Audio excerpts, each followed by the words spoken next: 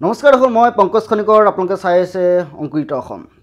দৰ্শকসকলৰ লগত আজি এটা উন্নত জাতৰ কলৰ খেতিৰ বিষয়ে কিছু কথা আলোচনা কৰিম। শেহতীয়াকৈ অসমত আমাৰ কৃষকসকলে খেতি কৰিবলৈ লোৱা এবিধ কল হ'ল G9। সম্প্ৰতি সমগ্ৰ ভাৰতবৰ্ষতে এই কলবিধে কৃষকৰ মাজত যথেষ্ট জনপ্ৰিয়তা লাভ কৰিছে। এই কলবিধ খাবলৈ সুস্বাদু, বেমাৰ আজাৰ কম আৰু কম দিনতে ফল লাগে।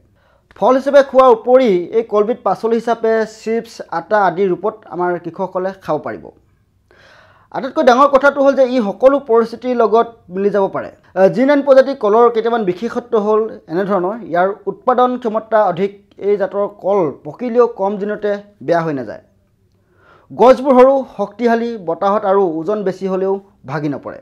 আমাৰ অসমৰ কলৰ খেতিৰ বাবে আগ্ৰহী কৃষকসকলে এই কলৰ খেতি কৰিব পাৰে। এই কল খেতিৰ পৰা আপুনিও লাভান্বিত হ'ব পাৰে।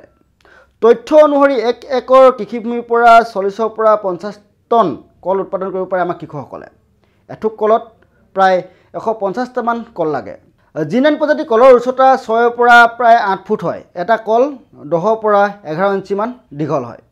আমাৰ কৃষকসকলে 1 একৰ কৃষিভূমিত 1200 কলৰ পুলি ৰোপণ কৰিব পাৰিব।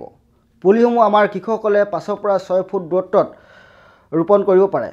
টিচু কালচাৰ পদ্ধতিৰে উৎপাদন কৰা পুলিত 10ৰ পৰা 11 মাহৰ কলগছত ফল লাগে আৰু 11ৰ পৰা 12 মাহৰ ভিতৰত কল ছিঙিব পৰা হয়। চৰাইদেউ জিলাৰ প্ৰগতিশীল কৃষক শান্তনু গগৈয়ে বিগত 3 বছৰ ধৰি G9 প্ৰজাতিৰ কলৰ খেতি কৰি আছে। আমাৰ দৰ্শকসকলে ইয়াৰ স্ক্ৰীণত দেখিছে আৰু যথেষ্ট তেওঁ লাভান্বিত হৈছে।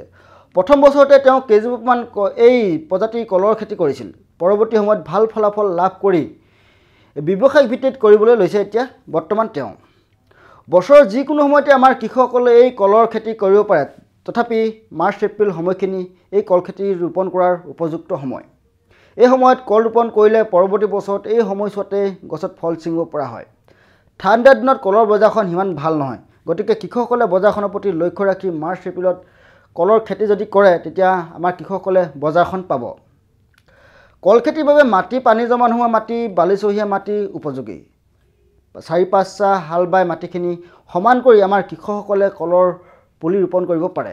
এক কথাত আমাৰ কৃষকসকলে অন্য কল খেতি কৰাৰ দৰেই G9 প্ৰজাতিৰ কলৰ খেতি কৰিব পাৰে। পানী ব্যৱস্থা কৰিব পাৰিলে নতুনকৈ কলৰ খেতি কৰিব বিচৰা কৃষকসকলে ওচৰৰ কৃষি বিশেষজ্ঞ বা অভিজ্ঞ কলৰ খেতিয়কৰ পৰা পৰামৰ্শ ল'লে অধিক লাভান্বিত হ'ব পাৰিব।